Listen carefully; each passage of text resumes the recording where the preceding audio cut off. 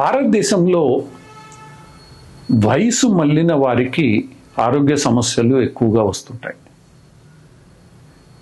ఎక్కువగా ఆరోగ్య సమస్యలు తలెత్తే వయస్సులో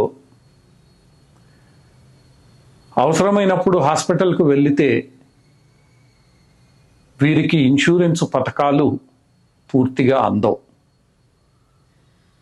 ఆ వయసులో ఎటువంటి సంపాదన లేని పరిస్థితుల్లో వీరు పూర్తిగా తమ కుటుంబ సభ్యులపైనో లేదా తాము దాచుకున్న మొత్తాలను తప్పనిసరిగా వినియోగించాల్సిన పరిస్థితి. ఇది ప్రధానంగా మధ్యతరగతి వర్గానికి పెద్ద ఇబ్బందికరమైన పరిణామం. ఎందుకంటే పేదవారు ప్రభుత్వ ఆరోగ్య పథకాలలో భాగస్వామ్యులుగా ఉంటారు. డబ్బున్న వారు ఎంతైనా ఖర్చు పెట్టగలరు. ఇలాంటి పేదవారి ఆరోగ్య సమస్యను ముఖ్యంగా మధ్యతరగతి వారు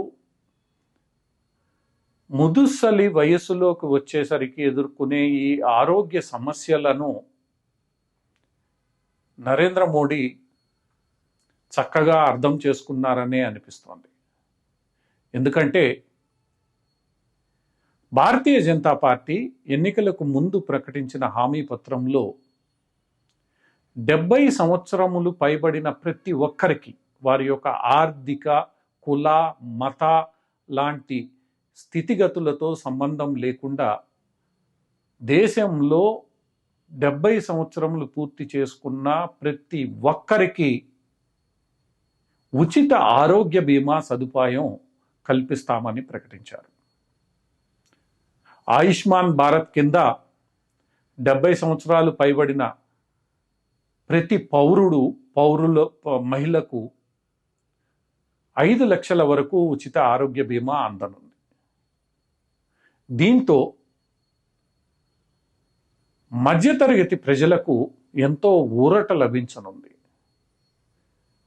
పండుటాకు వయసులో ఎటువంటి ఇబ్బంది వచ్చినా అటు పిల్లల కోసం ఎదురుచూపులు లేదా తమ వద్ద మిగిలిన నిధులను పూర్తిగా ఖర్చు చేసిన తర్వాత దుర్భరమైన జీవితాలను ఎదుర్కొనే పరిస్థితి లేకుండా ఈ 5 లక్షల వరకు ఆరోగ్య సేవలు ఈ వృద్ధులు పొందే అవకాశం ఉంటుంది. అది కూడా మంచి ఆసుపత్రుల్లోనే.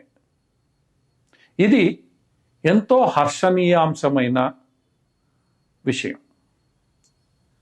వృద్ధులు ఎదుర్కొనే ఈ సమస్యను ఎట్టకేలకు భారత ప్రభుత్వం పరిష్కరించడం ముదావహం. ఈ వృద్ధులుకిచ్చే ఈ బీమాలో ప్రధానంగా ఆ వయసులో వృద్ధులు ఎదుర్కొనే